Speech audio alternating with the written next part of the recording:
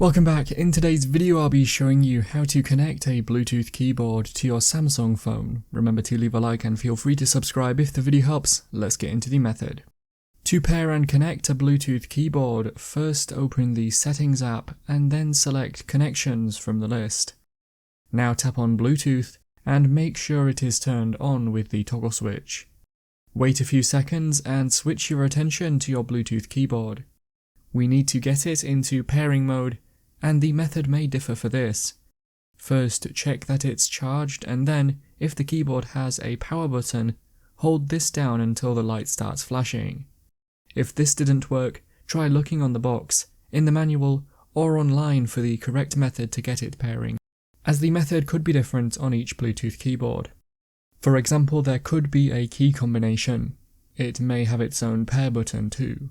Once pairing, switch your attention back to the phone and have a look on the list for your keyboard. You might need to tap on Scan at the top and then it should appear. Once you see your keyboard on your phone, tap on it and then choose Pair and it should connect. Finally, tap on the cog icon next to the paired keyboard and make sure text input is turned on.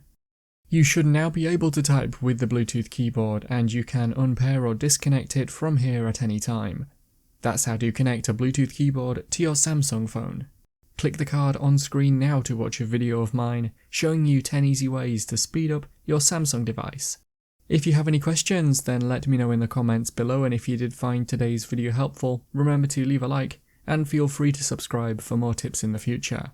Be sure to stick around to see some of my other videos that you might be interested in. Thanks so much for watching, and I will see you in another video.